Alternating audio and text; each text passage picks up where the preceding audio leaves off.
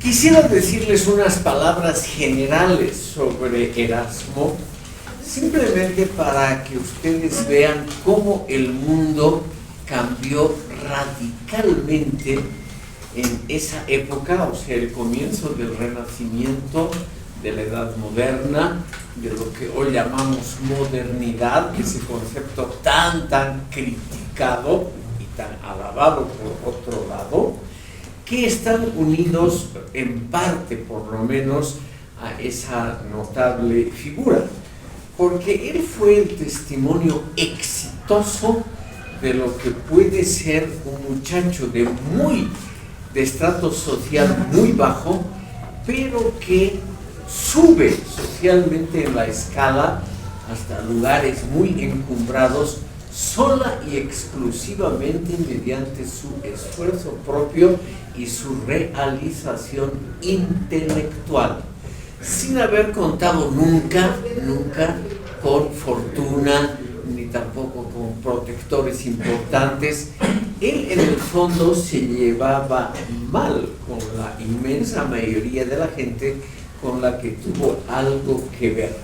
El cosmopolitismo en esa época en que España y Francia luchaban por la soberanía del mundo europeo, el cosmopolitismo de Erasmo cayó muy mal en general en los círculos del poder.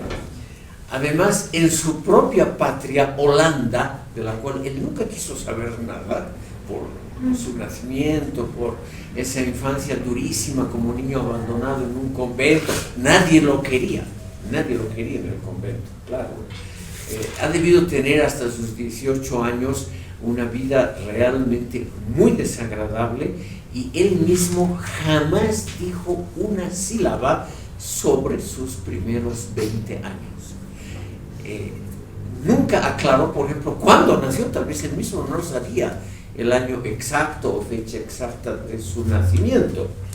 Entonces, este chico, un chico difícil, de eso no hay duda, él se formó a sí mismo como un gran experto en lenguas clásicas. Fue el gran latinista y grecista de su época. Y él mismo se dio cuenta de algo, estimado público, que es, yo diría, importante en la vida. Se dio cuenta que él no estaba a la altura de Platón, Aristóteles o Cicerón, y que él no iba a construir un gran sistema intelectual. Entonces él, desde ya sus 18 años, concibió una meta: divulgar las ideas de otros, divulgar y combinar las ideas de otros. Entonces él trató de combinar el racionalismo clásico de Platón y Aristóteles con el estilo ciceroniano, o sea, el estilo de la claridad expositiva, y naturalmente con principios cristianos. Él creyó, tal vez equivocadamente, que entre todas las religiones, la cristiana, por lo menos basada en ese principio del amor al prójimo, que era la religión más racional y más humana entre todas las religiones. Entonces, la labor de él se encomendó a sí mismo la labor de una concordancia entre todos. Él es el primero, eso sí, estimado público, no hay duda, el primero en pensar una especie de liga o sociedad de las naciones, o sea, una reunión permanente e institucionalizada de los estados soberanos. Él propuso, para empezar, la creación de un Tribunal Supremo Internacional para la solución pacífica de disidencias y conflictos. Y en el fondo, el desarrollo posterior de la historia ha seguido más o menos este consejo. La Corte Internacional de la Haya es anterior a la fundación tanto de la Sociedad de Naciones como de las Naciones Unidas. Es decir, en eso se ha seguido más o menos el esquema que propuso hace 400 años, hace 500 años este pensador.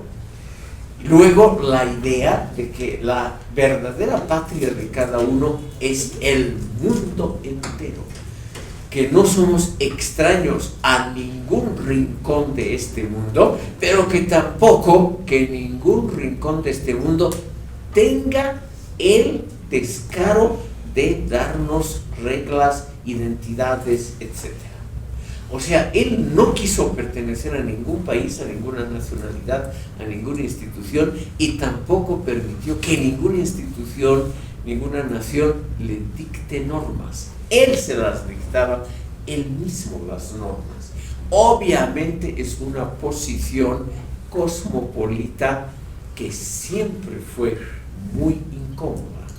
Como él no vivió en Holanda, no escribió ni una línea en holandés, y no quiso saber mucho de su país, obviamente en Holanda tampoco es la gran figura intelectual, eso que es el pensador más notable que ha dado Holanda hasta hoy, pero él nunca quiso saber nada de ataduras materiales con el mundo, nunca se casó, etc. Y respecto a lo que acaba de mencionar sobre su posición cosmopolita, Sí. y etcétera, entonces, ¿cómo eso reconciliaba Erasmo de Rotterdam con su cristianismo? O sea, ¿cómo vería, por ejemplo, a otras religiones? Lo que se sabe de Erasmo es que era un gran conocedor, sobre todo de dos religiones, de las abrahamíticas, del Islam y del judaísmo. Pero él creyó, tal vez equivocadamente, es una idea también que Hegel la desarrolló posteriormente. Él creyó que las religiones todas son válidas, pero no son iguales. O sea, hay unas, lo diré de forma muy clara, mejores que otras. Hay unas que están en el gran árbol, si hacemos un árbol de las religiones, unas están arriba, otras están en el medio y otras están abajo. Y él creyó que el judaísmo estaba abajo y el cristianismo arriba. Él creyó que el cristianismo era la religión más aceptable porque sería la religión más racionalista. Y él tenía algunos argumentos para esto. Por ejemplo, el hecho de que los evangelios, no lo que ha hecho la Iglesia posteriormente, los grandes pensadores de la teología católica, no, sino que los evangelios en sí mismos prescriben muy pocos comportamientos. El más importante, el amor al prójimo. Pero después es una religión, según Erasmo, que prescribe muy poco. Por ejemplo, no prescribe sacrificios, ceremonias. Todo eso, estimado público, me imagino todavía que por inercia tal vez hay algún católico en sala aquí. Él dijo, por ejemplo, que papas, obispos, cardenales, instituciones, ritos, la forma como están contenidos los evangelios, todo eso son inventos posteriores. Y al ser inventos posteriores no confirmados por Jesucristo, obviamente no tenían ninguna razón de ser, nada más que la imposición por la fuerza. Porque en ese punto puede ser que Erasmo haya tenido razón. En los evangelios no aparece la palabra obispo, papa, pontífice. No aparece la palabra diócesis, nada de eso. Entonces, él creyó que la religión cristiana pura, sin los aditamentos posteriores, era simplemente la más filosófica, por ser la más racional, la basada solo en la prédica de Jesucristo, que según Erasmo era la prédica del amor al prójimo y del perdón. Todo esto suena tal vez muy sentimental, poco filosófico, etc., pero era la idea erasmiana. Él creyó también, estimado público, y esto es una idea que aparece muy claramente en Hegel posteriormente, que los seres humanos, a causa de que podemos pensar racionalmente, somos muy cercanos a Dios. Nos diferenciamos de Dios, alégrense chicos y chicas, nos diferenciamos de Dios solo porque Él es inmortal y nosotros mortales. pero después nosotros podemos pensar y comprender el universo exactamente como lo puede comprender Dios, pensando, esforzándonos, descubriendo las leyes naturales, etcétera, etcétera. Tardamos más que Dios, somos más lentos, tenemos más dificultades, tenemos la necesidad de colaborar con otros, no podemos hacer todos los cálculos matemáticos de una sola persona, pero no hay duda que estamos muy cerca, alégrense, muy cerca de la naturaleza divina, muy cerca. Solo nos falta la inmortalidad. ¿No es cierto? Es un hermoso pensamiento. Sí. ¿Les gusta? Chicos, ustedes se parecen muchísimo a Dios. Les faltan pequeños detalles, la inmortalidad, claro, el hacer sin esfuerzo, el comprender el mundo sin esfuerzo. Nosotros tenemos que pensar, leer libros, qué cosa más aburrida, leer libros, etcétera, etcétera, cosas que la juventud actual no hace.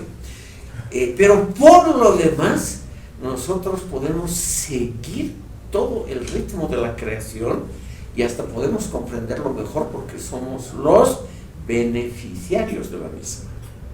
Entonces, todo esto, estimado público, cayó muy bien y muy mal simultáneamente a grupos sociales de esa época. O sea, un hombre muy respetado y al mismo tiempo muy criticado.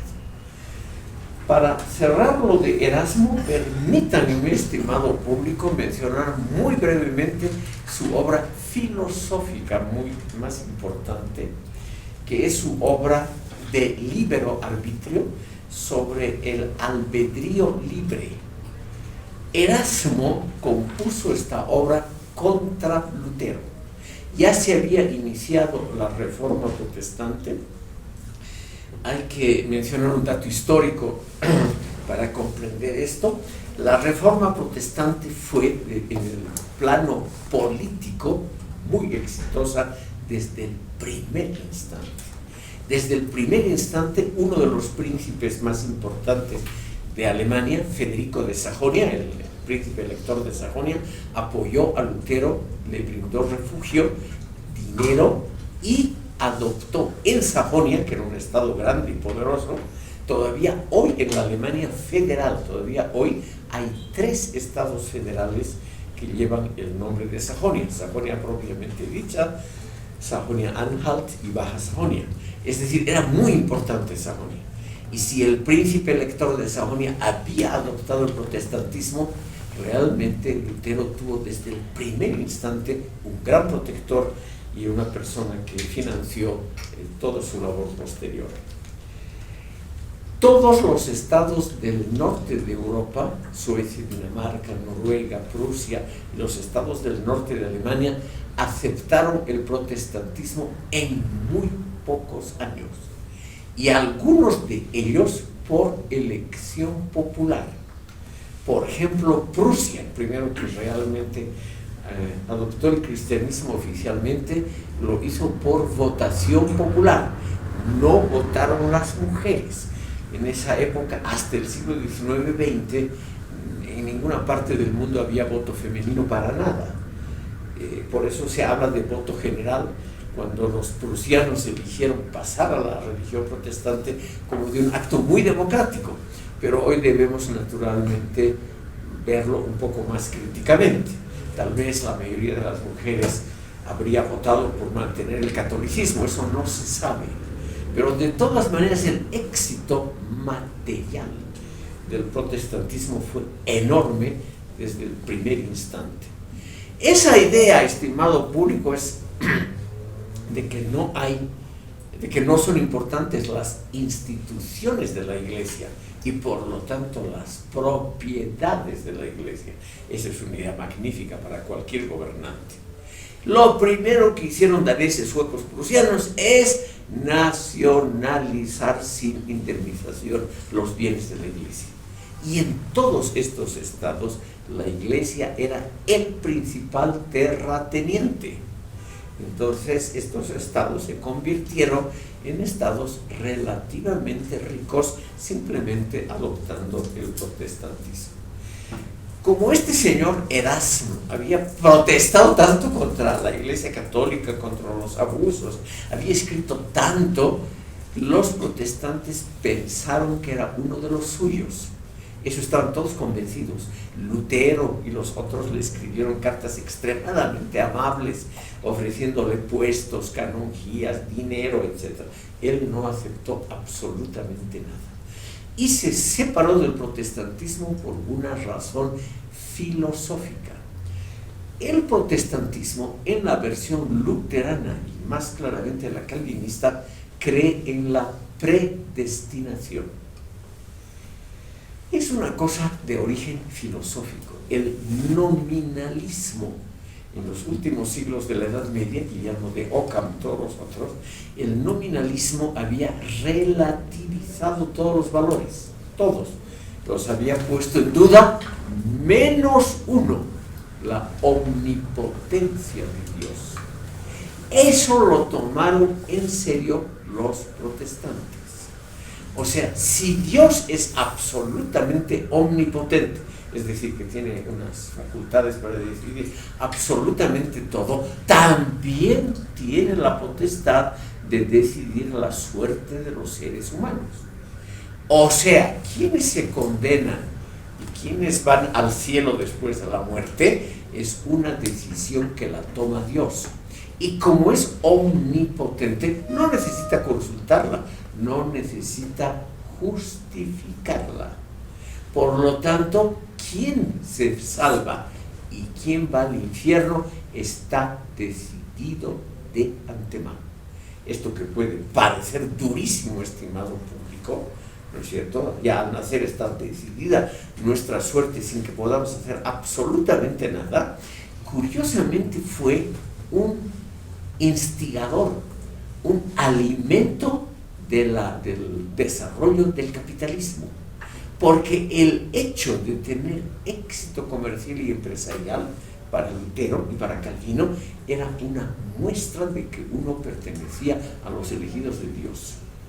Miren qué belleza, si uno tenía éxito en los negocios, era no un signo de maldad o de que uno había engañado a la gente, nada, era un signo de que uno pertenecía a los elegidos de Dios. Pero no tenía que gastarse ese dinero, por ejemplo, comprando obras de arte, fomentando artistas, teniendo mujeres, dedicándose a la vida erótica, nada de eso.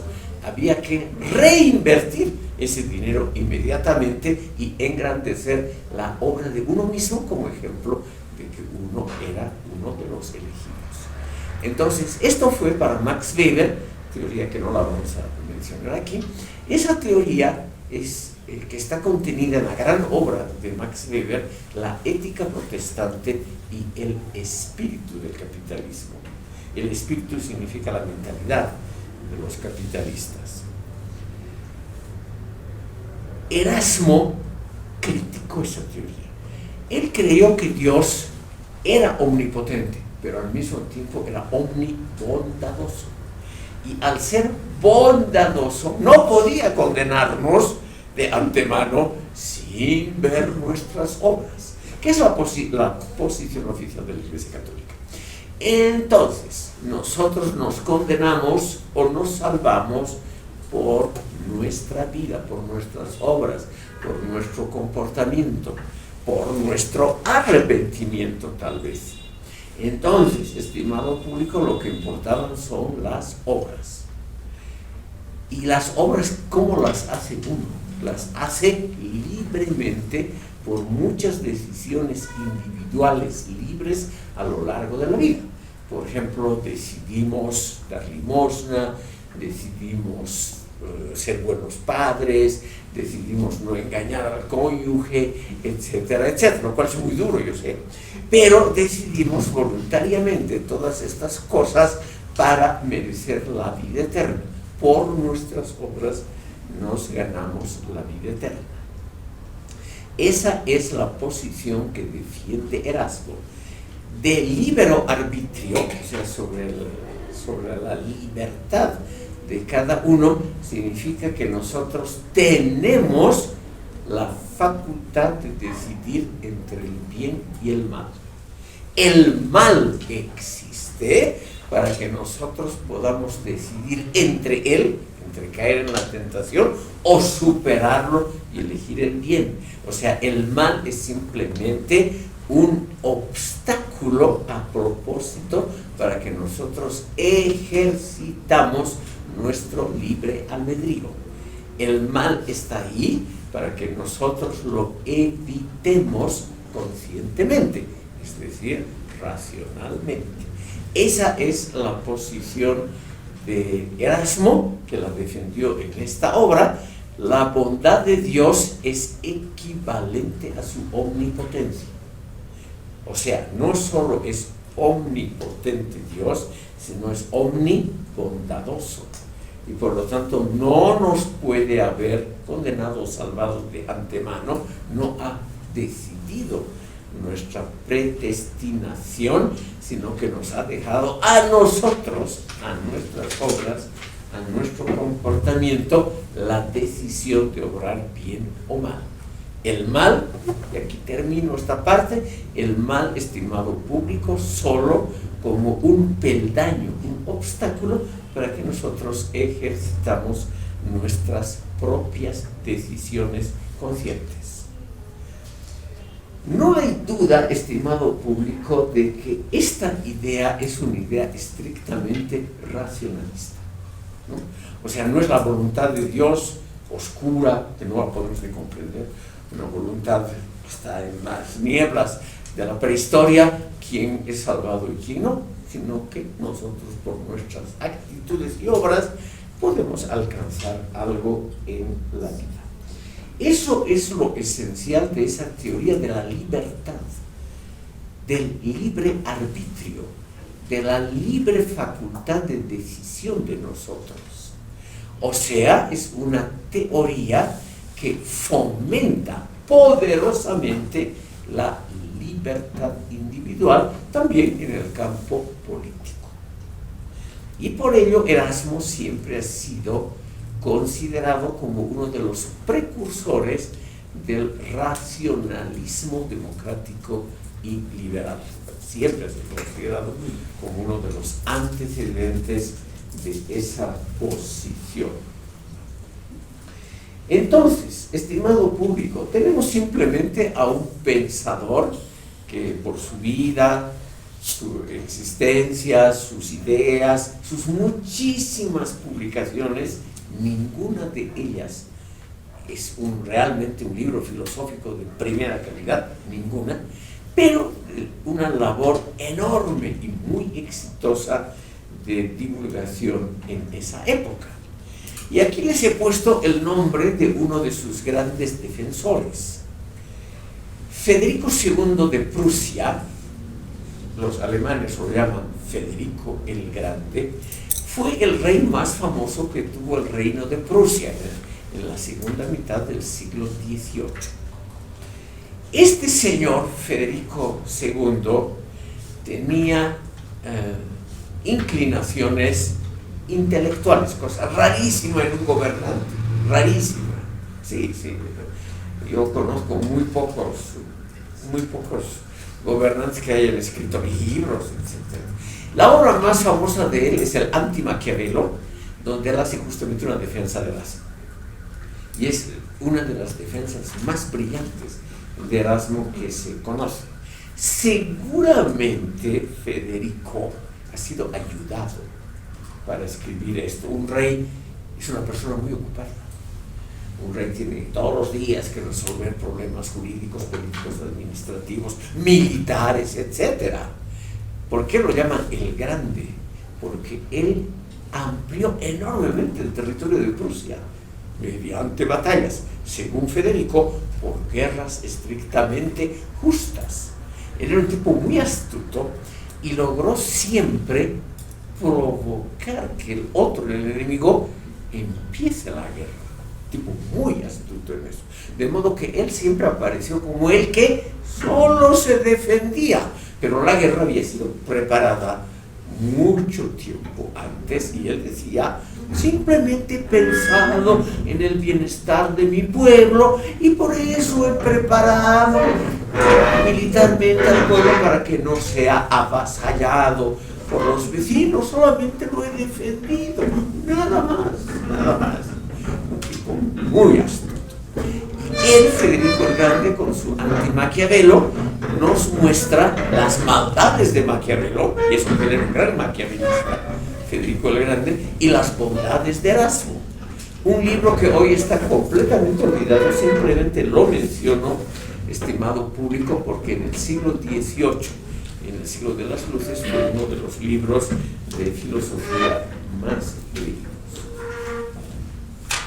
Vamos a ingresar ahora, estimado público, al pensamiento utópico, pero antes vamos a escuchar a la señora Tatiana.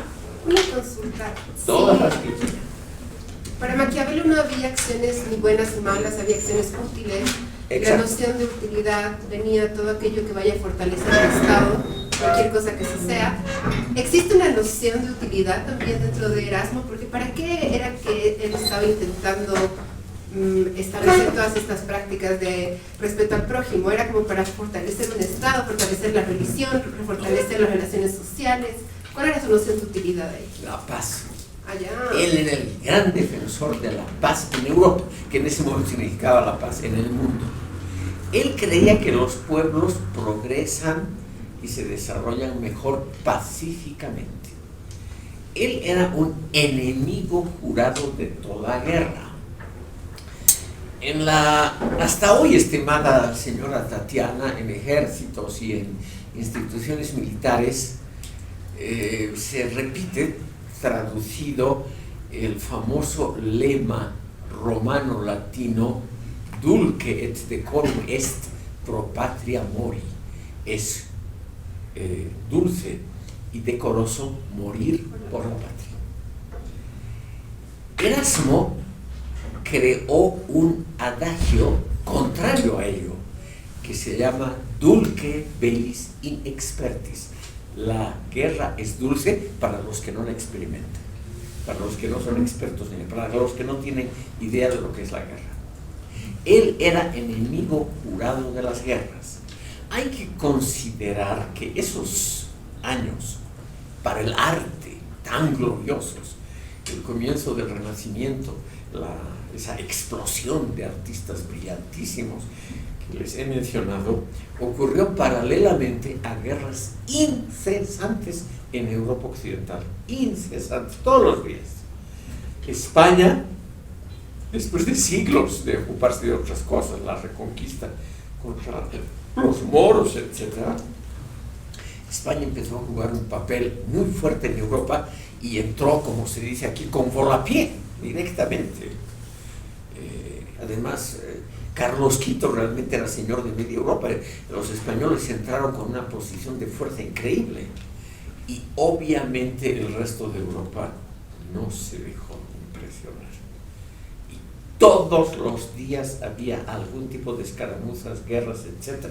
La vida de Erasmo, una vida errante, es una vida huyendo de conflictos hasta los últimos meses de su vida. Él vivía en Basilea. Conflictos entre católicos y protestantes en Basilea, una especie de pequeña guerra civil, hicieron que él, en los últimos meses de su vida, se refugie en Freiburg. Y ahí también estallaron conflictos, y entonces él volvió a Basilea, que se había pacificado, simplemente para morir. Entonces, él realmente creyó que la guerra era el peor de los actos humanos, por una razón muy racional. Lo que se gana en una guerra nunca compensa el sufrimiento de la gente que ha estado involucrada en la guerra. O sea, el derramamiento de sangre y la conquista, por ejemplo, de territorios, nunca compensa el dolor de los que han muerto, de las madres y esposas que han quedado, etcétera, etcétera. Es un pensamiento, yo diría, estrictamente racional. La guerra no compensa absolutamente nada. Es por ello que él ha quedado en la historia de la filosofía política como el gran adalid de la paz. De la paz, sí. Por favor. Creo que pues, se conecta con lo que vamos a pasar a Tomás Moro. Entonces, sí. ¿cuál es la más o menos la idea o lo central sobre su obra, El logro de la locura? Es lo que hemos tratado en una sesión anterior, pero Ya. le puedo repetir en 2 palabras. La vida política está dirigida por imbéciles, por locos, ya. Está dirigida por locos que no se dan cuenta que están locos, o sea, por cuerdos que se comportan como locos. Entonces, él propone que la locura tome el poder. Por eso la obra se llama Elogio de la locura. Que la locura directamente tome el poder, porque con seguridad va a ser un gobierno menos malo que el de los cuerdos. Ese es el contenido de la obra. Que es una obra divertida, graciosa, chistosa, de fácil lectura. Claro, yo no sabía en latín en esa época. Es la obra que le dio la fama. Y esa obra está dedicada a Tomás Moro. Veremos, estimado público, por razones de tiempo siempre hay que hacerlo rápidamente, veremos otro tipo de pensamiento racionalista. Hemos visto el racionalismo cosmopolita humanista de Erasmo. Hemos visto también en las 2 últimas sesiones el realismo egoísta, pero racionalista de Maquiavelo y escuelas sucesorias. Ahora veremos una tercera posibilidad de racionalismo. Por ello es que yo les decía que lo bueno del Renacimiento es el comienzo de un pluralismo de ideas. No es una época como la Edad Media, donde la Iglesia Católica permitía una sola verdad y perseguía violenta y cruelmente a todo disidente. Por ejemplo, en el sur de Francia, en el siglo XIII, hubo la famosa disidencia de cátaros, valdenses, etcétera, que fue reprimida con miles y miles de muertos. Una cosa durísima. Y así también pasó en Bohemia, con Jan Hus, con el gran reformador. Es decir, la Edad Media fue realmente una época de intolerancia con el otro. En cambio, aquí se abren las posibilidades. La Iglesia sigue siendo fuerte, sigue. Justamente aquí se empieza la construcción de las grandes basílicas. En 1506 empieza la construcción de San Pedro del Vaticano, que hasta hace poco era la iglesia más grande, más lujosa de la cristiandad, llena de las obras de arte más notables. Todo eso costó mucho dinero. Ya les he contado que Lutero quedó horrorizado por la vida licenciosa de los y las romanas y por ese, para Lutero, exagerado culto del arte y de las formas bellas, ¿no? Ese culto a la mujer, etcétera, etcétera, ese culto al cuerpo femenino. Para un puritano como Lutero, él quedó absolutamente horrorizado, porque él buscaba en Roma la esencia del cristianismo. Él pensó equivocadamente que el Papa y los cardenales vivían una vida santa que había que imitar, y para ello había que conocerla. Todos los ahorros de su vida invertidos en ese viaje a Roma, en esa época, estimado público, a pie, desde Turingia, del centro de Alemania, hasta Roma, y vuelta. Todo en vano, la desilusión absoluta. Una desilusión tan grande como uno se desilusiona con el gran amor al cual uno le puede haber dedicado esfuerzos, dinero, qué sé yo, todo esto, y luego resulta una absoluta desilusión. Lo mismo Lutero. Vamos a ver entonces que aquí, en el siglo XVI, hay algo realmente bueno para la historia universal y para la historia del pensamiento filosófico: el pluralismo de ideas.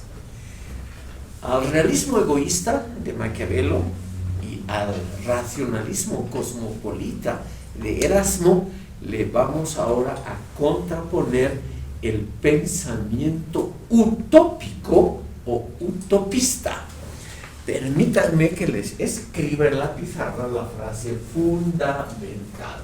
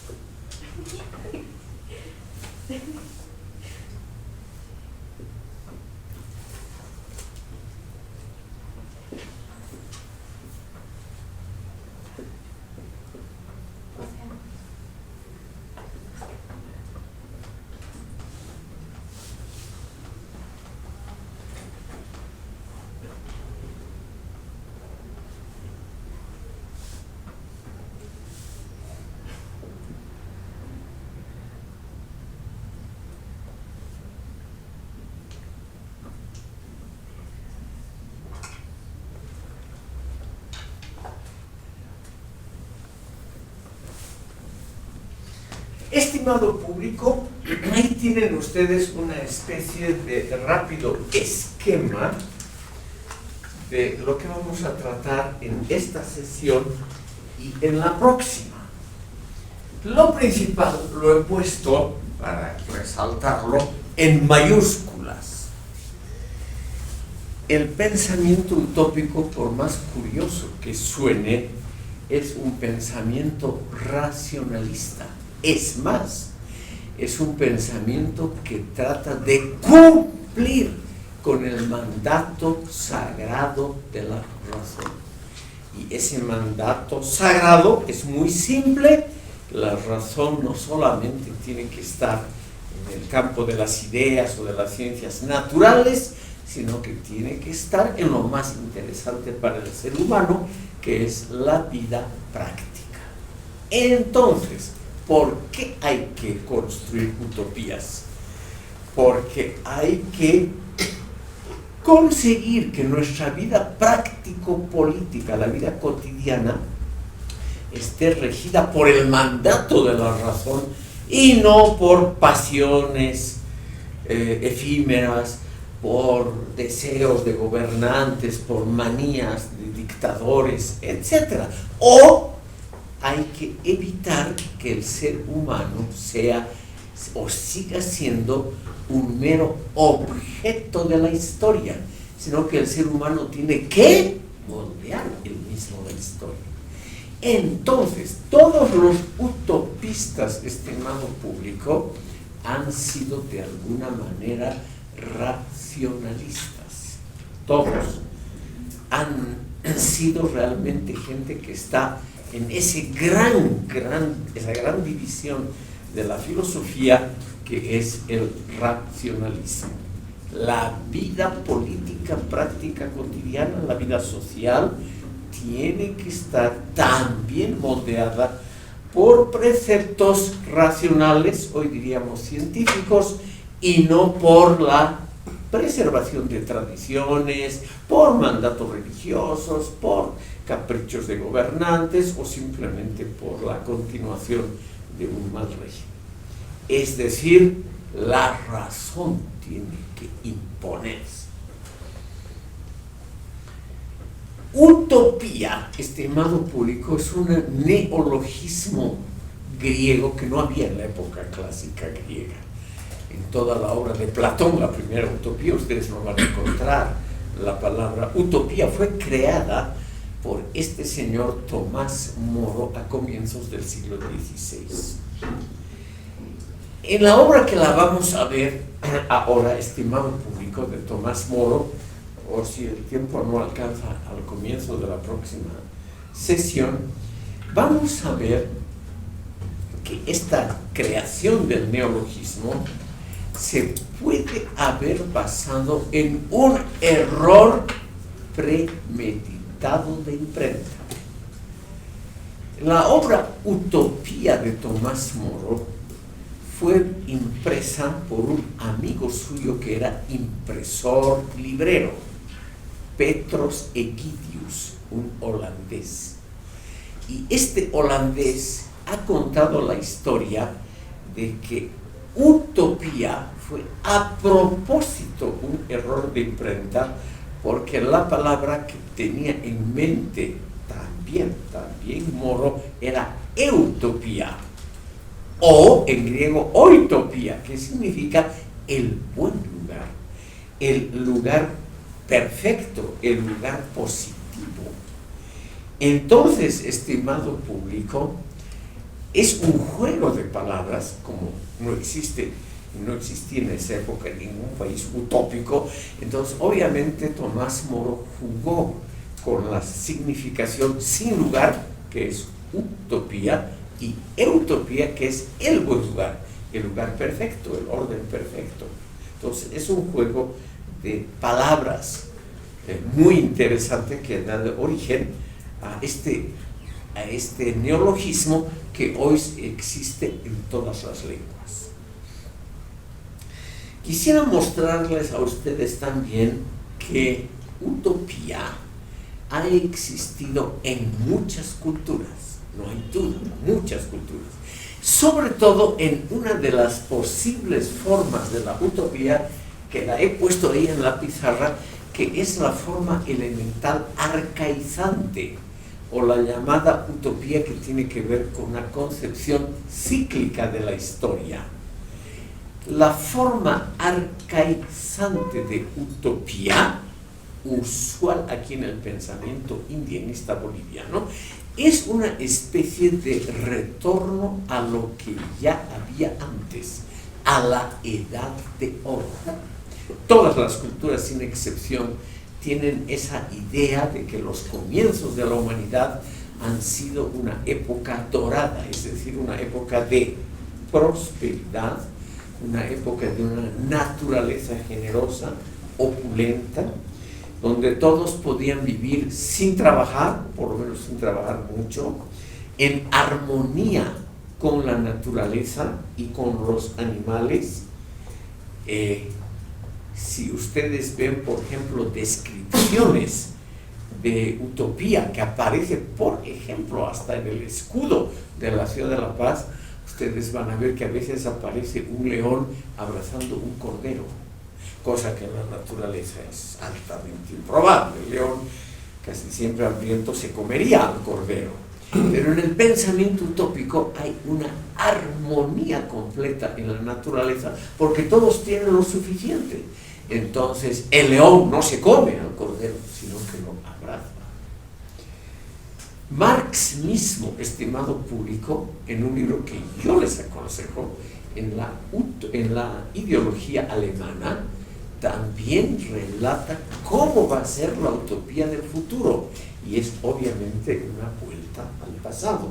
Él dice en la utopía alemana, en el ámbito de la libertad, que va a ser el ámbito del futuro, en ese ámbito de la libertad, el ser humano de día puede ser cazador, pescador, agricultor, o en la tarde puede ser funcionario público y crítico literario, dice irónicamente Marx, sin ser profesionalmente ni cazador, ni pescador, ni crítico literario, porque va a poder ejercer cualquier profesión a gusto y sin pedir permiso a nadie, porque se va a vivir en un mundo de la prosperidad. En todas las figuras que hay, en todas las figuraciones que hay del paraíso terrenal, aparece un jardín. Por eso se llama en la Biblia el jardín del Edén. Ese jardín del Edén es un jardín próspero, lleno de árboles frutales, lleno de animalitos, lleno en el fondo de las cosas que necesita el ser humano para ser feliz sin tener que trabajar mucho. Y es un jardín generalmente claramente delimitado. Fuera del jardín del Edén está el peligro, el mundo feo, el mundo horrible de las bestias, el mundo del pecado y del dolor. En cambio, en el lugar delimitado, el jardín del Edén, reina la prosperidad. Y ahí también está la figura bíblica del maná, que es lo que los bolivianos desean. El maná es un alimento que llegó del cielo cuando los israelitas hacían el transcurso desde Egipto, del Mar Rojo, hasta la tierra prometida, recorriendo el desierto del Sinaí, y estaba a punto de morirse de hambre. Dios en su bondad les hizo llover maná, un alimento riquísimo que cae del cielo sin esfuerzo propio, sin trabajar.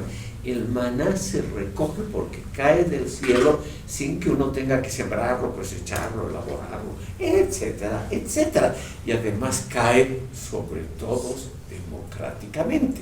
¿Qué es lo que aquí la gente se imagina que podrían haber sido los recursos naturales? ¿No es cierto? Todos podrían recibir una buena renta de esos magníficos recursos naturales sin gran esfuerzo, simplemente por ser hijos de ese suelo preferido.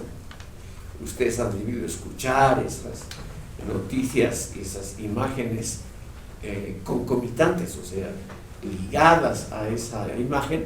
Por ejemplo, el hecho de que la plata de Potosí hubiera alcanzado para construir un puente de plata hasta España, lo cual cualquier cálculo de ingeniería nos dice que la absoluta totalidad de la plata que se sacó de Potosí no hubiera alcanzado ni para un puente entre el cerro y la ciudad. Pero la fantasía colectiva es muy superior. La fantasía colectiva cree que el ser humano tiene el derecho a gozar de esos bienes, como en la imagen de Potosí, porque son inmensos, ingentes, incalculables, enormes, a disposición de los hijos de la patria, o los hijos del jardín del Edén, o del pueblo elegido. Todos los pueblos tienen teorías parecidas. Ese jardín del Edén, estimado público, es la imagen a la cual se quiere volver en las utopías arcaizantes, que son cíclicas, utopías que creen que el tiempo es repetitivo. Entonces, si ustedes leen las obras del hijo de Fausto Reynaga, Ramiro Reynaga, sobre el Tahuantinsuyo, ustedes van a ver que él pinta un paraíso donde reinaba dos cosas simultáneamente: prosperidad material y fraternidad ética entre todos los habitantes. Como todos los pueblos se han imaginado el paraíso terrenal. Entonces, un segundito termino. Estos pensadores generalmente son anónimos de las utopías arcaizantes, lo que quieren es volver a un estadio histórico considerado como ejemplar paradigmático, donde reinan esas dos cualidades simultáneas: fraternidad entre todos y prosperidad para todos. Por favor, aquí el señor Paz, creo que es. Sí, por favor, Paz. Siga usted. Doctor, precisamente recuerdo la creencia del pueblo judío en la tierra prometida. Es precisamente la fe judía la que establece que el mundo, como una promesa de Dios, en algún momento de la historia, en el futuro, será el reino prometido a los judíos. En la Torá precisamente se establece que existen dos clases de seres humanos: el pueblo judío como pueblo elegido y el resto de los mortales que van a ocupar el papel de pueblo esclavo al servicio de los judíos. En ese entendido, es también una visión utópica, dependiendo del punto de vista. Sí, sí. Obviamente, si uno es de ascendencia judía, es la promesa eterna, ¿no? Pero, ¿cómo podemos entender esta interpretación del resto de la humanidad como le llaman los judíos, como los goyim, como ese pueblo destinado a ser esclavo del pueblo elegido? Todos los pueblos del mundo han tenido la misma visión acerca de ellos mismos. El pueblo de uno, la familia de uno, los vecinos de uno, lo inmediato siempre es lo elegido y lo superior en todas las culturas. Y los otros, tal vez todos no son tan radicales en decir que los otros van a ser los esclavos, pero los otros son o el peligro inminente, los que quieren apropiarse de las riquezas que solo corresponden al pueblo elegido, o son aquellos que se los puede utilizar como esclavos, como sirvientes, para la consecución de ese fin utópico. En todos los pueblos, más o menos, con variantes, obviamente, ha habido la misma creencia. Es decir, uno mismo pertenece a los elegidos, los otros son los inferiores, todos los pueblos. Lamentablemente, esa sí es una especie de constante antropológica. Si vemos, por ejemplo, los mitos de los antiguos pueblos escandinavos, que no fueron fijados en papel porque no sabían escribir, sino que son leyendas transmitidas por vía oral, que Borges las ha en parte puesto por escrito, que es escritor argentino. En todas esas leyendas, como también en la leyenda del pueblo romano, de los orígenes de los romanos, etc., aparece la misma idea. Uno mismo pertenece siempre a lo mejorcito, a lo elegido. El resto siempre es inferior. Puede ser esclavizado, puede ser usado, puede ser sometido a guerras, hay que defenderse de ellos, pero uno siempre es lo mejor. Eso tiene que ver con una cosa muy elemental que la ha estudiado Sigmund Freud. El creer que uno es algo mejor que el otro es algo indispensable para fomentar una buena identidad personal. Por lo tanto, estimado público, aquello que les va a alegrar a ustedes, siéntanse ustedes mejor que sus vecinos, que sus parientes, que sus compañeros de aula, de curso, de partido político, de todo.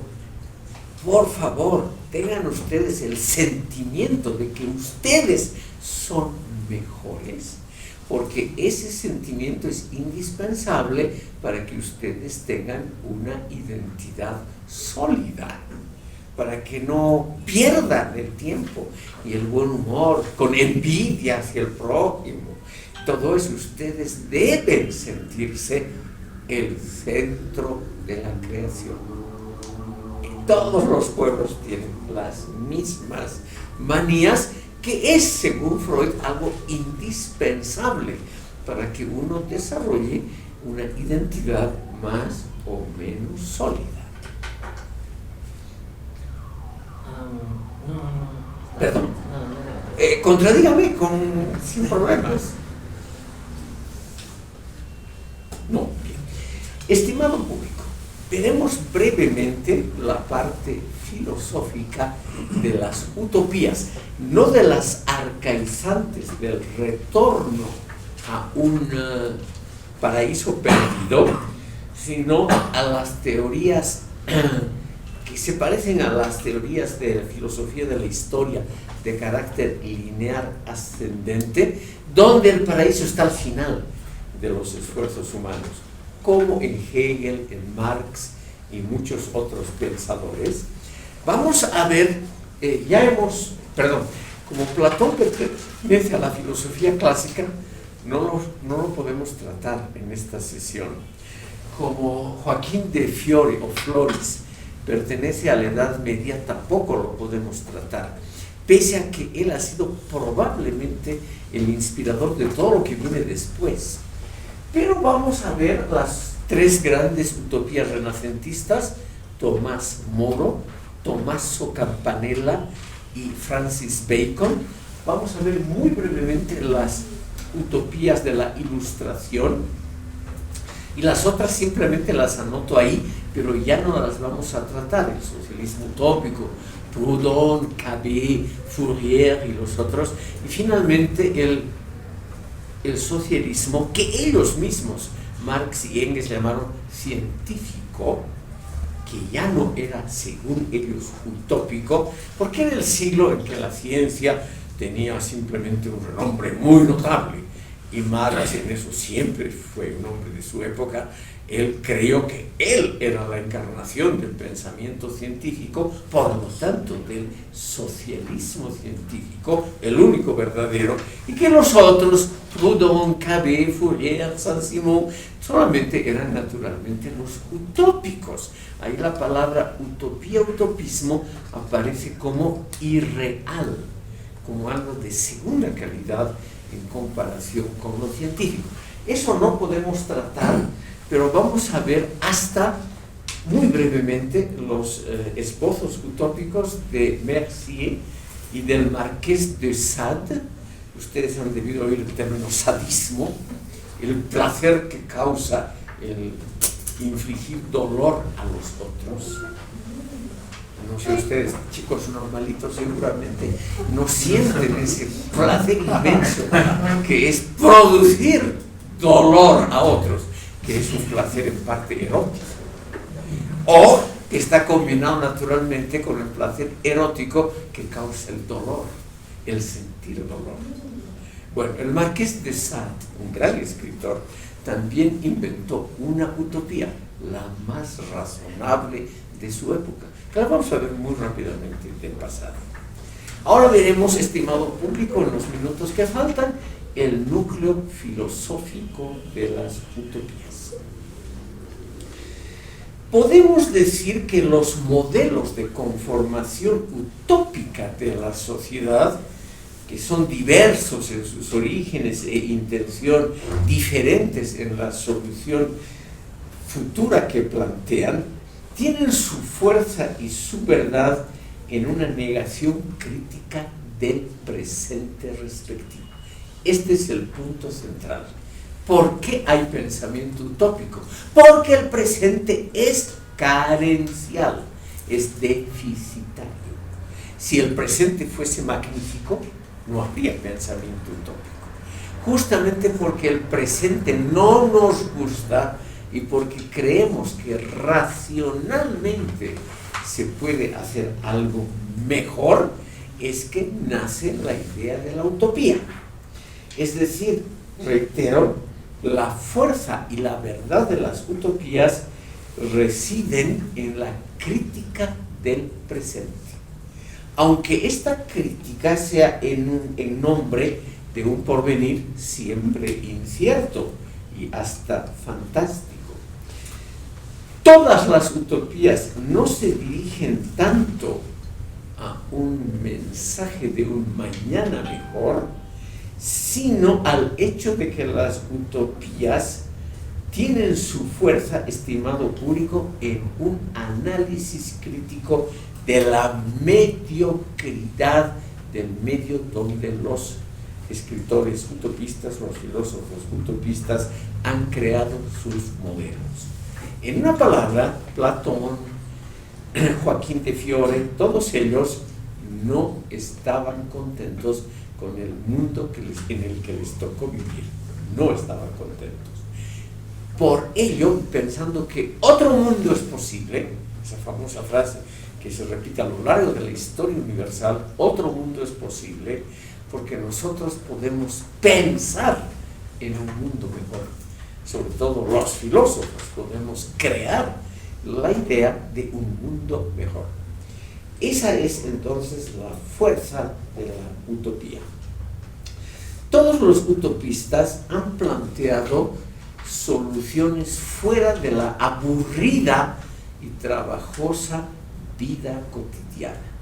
Para la inmensa mayoría de la población, la vida cotidiana, pensaremos en los mineros de socavones en Bolivia, o los trabajadores en plantaciones en el África sudoriental, o los pobres obreros en las magníficas fábricas de la China actual, todos ellos seguramente no están contentos con su suerte.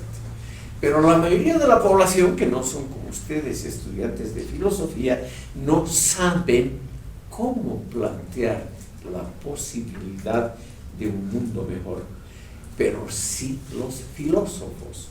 Entonces, nuestros colegas son los que han producido la imagen de un mundo mejor, apoyados en el mandato de la razón.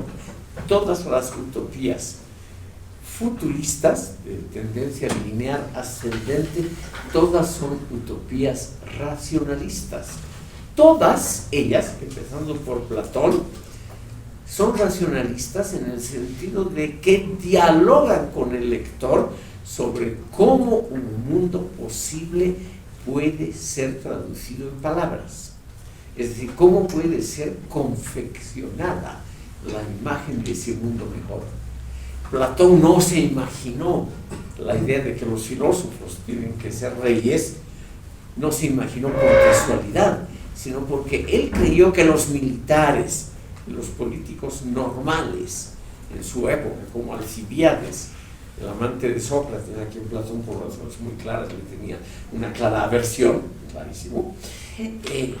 Un mundo mejor significa un mundo pensado, racionalmente construido, usando los mejores elementos que vienen de atrás y mejorándolos con el uso de la razón. Hoy día diríamos con el uso de la ciencia, del pensamiento científico. Esto es lo que define en el fondo a una utopía, esa construcción de un mundo científico racionalista que debería ser la utopía. Todas estas utopías, al mismo tiempo, estimado público, tienen un elemento milenarista o quiastático. Luego, considerar esta palabra.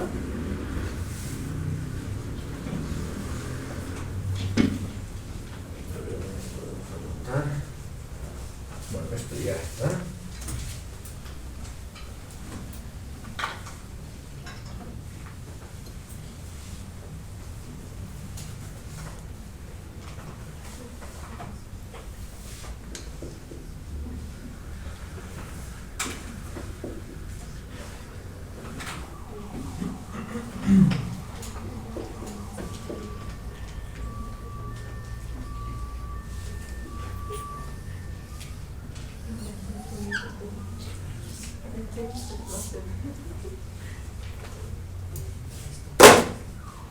El milenarismo significa 1000 años. Es la idea de que cada 1000 años se renueva el mundo. Nuestros antepasados, en diciembre de 1999, creían que ahora viene un mundo mejor, que se va a modificar todo. Claro, no pasó absolutamente nada el 1 de enero del año 1000, pero muchísima gente creyó que venía algo sustancialmente mejor y distinto. Es una idea religiosa, el milenarismo o quiliasmo. Las ideas quiliásticas es el vínculo en el fondo con la religión, porque estas teorías son todas racionalistas, como les dije, pero al mismo tiempo se alimentan de un trasfondo religioso, la idea del paraíso terrenal, la idea del jardín del Edén. O sea, todas estas ideas creen que el final de todo esfuerzo utópico, de la construcción del mundo mejor, va a ser ese jardín, esa vida de prosperidad y fraternidad que las religiones en general la han tratado bajo el nombre de paraíso terrenal. El Apocalipsis judeo-cristiano habla de esa reconciliación entre el ser humano y la naturaleza. La conversión, por ejemplo, como el desierto era lo dominante en el cercano oriente hasta hoy, la conversión del desierto en un jardín, la desaparición de antagonismos y contradicciones, el surgimiento del ser humano redimido y perdonado con respecto a todos sus pecados. Entonces, ¿qué es el fin al cual se encaminan todos los utopistas? Se encaminan a una existencia renovada del ser humano en paz, en júbilo, todos son hermanos, todos se llevan bien unos con otros, en inocencia, porque no hay necesidad de la astucia normal, no hay necesidad de un espíritu maquiavélico egoísta, porque todos tienen todo. Vamos a ver en la utopía de Moro, todos son iguales, todos son felices, todos son ricos, por lo tanto no hay razón, es decir, no hay motivo para disidencias, no hay motivo para elucubraciones. ¿Cómo engaño a mi mujer porque quiero acostarme con la otra? No hay, porque uno está feliz con lo que le ha tocado. Claro, son muy aburridas las utopías. Ese aspecto lo vamos a ver también. Pero la idea es que la prosperidad siempre está unida a la fraternidad. Es decir, esa prosperidad material está unida a una fraternidad ética. Fraternidad viene de la palabra fraterno, hermano, todos se tratan unos a otros como si fuesen hijos de la misma madre. Es una magnificencia de la naturaleza, nos da todo, nos da maná automáticamente sin esfuerzo, como también lo creyó Marx. Y naturalmente, como todos tienen todo en abundancia, desaparece toda necesidad de discordia, de guerra, de combate al otro. Es, estimado público, un mundo perenne, es decir, permanente, de placer, de paz, etc. Todas las grandes utopías terminan en eso. Este fenómeno del milenarismo, del quiasmo, con trasfondo religioso, reproduce otro de los elementos centrales de todas las utopías, incluyendo la marxista. Es, estimado público, un elemento filosófico de primera importancia, la nostalgia por la estática. El mundo que se trata de alcanzar es un mundo perfecto, es un mundo donde ya no es necesaria una evolución ulterior, porque ya es perfecto. Una cosa perfecta ya no puede ser a su vez perfeccionada. Ese mundo perfecto, por lo tanto, ya no tiene historia. Es un mundo donde termina la historia. Marx no previó ningún estadio histórico posterior al comunismo, porque era lo perfecto. Lo mismo Hegel, lo mismo Platón, todas las utopías, estimado público, reiteran la terminación de la historia, porque la historia humana, la evolución, es una historia de lágrimas y de sufrimiento. Por lo tanto, la historia debe terminar. Todas las utopías, también las arcaizantes, la vuelta, por ejemplo, al Tahuantinsuyo, considerado como dice Ramiro Reinaga, como un mundo de absoluta prosperidad, fraternidad, etc., es un mundo perfecto donde ya no hay campo alguna para una evolución. Y en ese sentido es un mundo muy aburrido. Todas las utopías, empezando por la marxista, terminando la que vamos a ver, la de Tomás Moro, son sistemas sociales donde no hay parlamentos, partidos, discusión política, debate público, porque ya estamos en el mundo perfecto. Entonces, todo eso que tiene que ver con la política, lo fortuito, lo casual, lo aleatorio, lo que no se puede predecir, todo eso ha terminado. Es la terminación de la historia como el ámbito de lo casual, de lo fortuito, de lo aleatorio.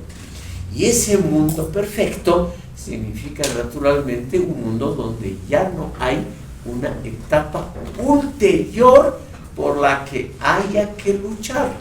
Por lo tanto, no hay campo para el debate político, para partidos, disidentes, para disidencias de cualquier tipo.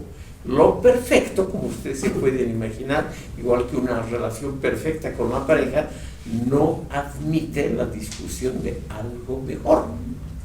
Tal vez ustedes han hecho esa experiencia, una pareja que cree que ya está en el paraíso, no quiere que se discuta la mejora, porque ya estamos en lo mejor, en lo óptimo. Y por lo tanto, todas las utopías, todas son ahistóricas, apolíticas. Ya no hay campo para la política práctica cotidiana de todos los días y la historia ha llegado a su fin. Por lo tanto, la vida ahí, en esas utopías, vamos a ver la de Moro, que es la más interesante de todas, absolutamente, es la de Tomás Moro. Vamos a ver que la vida cotidiana es tediosa, aburrida, porque no pasa nada especial. Todos los días son la continuación del anterior y los días futuros son lo mismo que el día presente. Y todos están felices, yo diría, en esa mediocridad, que es en el fondo lo que quiere el ser humano. Para cerrar, permítanme una palabra sobre Tomás Moro. Él nació en aproximadamente, tampoco se sabe la fecha exacta, igual que en el caso de Erasmo, en 1477 en Londres. Estudió leyes, tuvo a partir de 1505 una muy estrecha amistad con Erasmo. El elogio de la locura está dedicado a Moro. Y él se ha basado, estimado público, en un autor que ya lo hemos tratado aquí, en Giovanni Pico de la Mirandola. La antropología de Moro es muy progresista y él ha escrito la única biografía que hasta hoy hay bien documentada sobre Giovanni Pico de la Mirandola. Como era un chico muy brillante este Tomás Moro, la inteligencia de él causaba envidia, ofuscaba a los otros. Eso, todas las fuentes son unánimes en ese sentido. Era muy brillante. A partir de 1510 empezó a tener puestos políticos cada vez más importantes.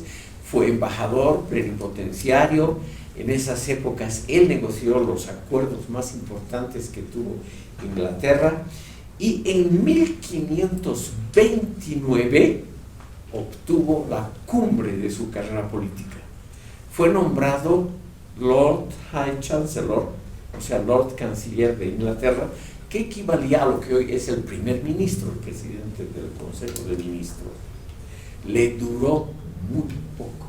Solamente fue 3 años canciller del reino, porque él se negó a complacer a su soberano, Enrique VIII, que quería separarse de la Iglesia de Roma, fundar una propia iglesia, lo cual lo hizo, la Iglesia Anglicana, de la cual no es un sacerdote el jefe de la Iglesia Anglicana, sino es el rey mismo. Por lo tanto, se dictó la ley llamada de la supremacía. El rey era el supremo personaje de la Iglesia, y no un obispo, un arzobispo o el papa o lo que sea. Moro se negó a firmar o a aceptar esa ley de la supremacía. Ese mismo día tuvo que renunciar, fue tomado preso, juzgado y condenado a muerte por alta traición. Obviamente había traicionado a su rey. Su rey lo había puesto en ese alto puesto con la ilusión de que Moro lo iba a ayudar a separarse amigablemente de la Iglesia romana, lo cual Moro se negó terminantemente. Era un hombre muy fiel a sus convicciones. Por lo tanto, fue juzgado, condenado por alta traición y fue decapitado en 1535. Exactamente 400 años después, en 1435, Moro fue declarado santo de la Iglesia Católica. O sea, para los católicos es Santo Tomás Moro. Ha habido un antecedente muy similar en la Iglesia inglesa, no digo anglicana, sino inglesa antigua. Ha habido un Santo Tomás de Canterbury que hizo exactamente lo mismo.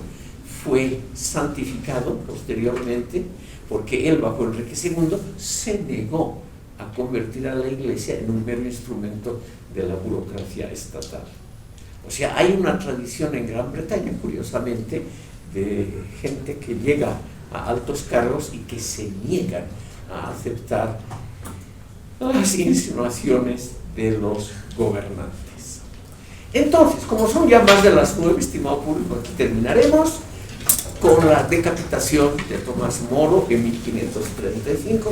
Vamos a volver sobre todo a la obra, la Utopía. Las otras obras de Moro son muy aburridas y no tienen carácter filosófico.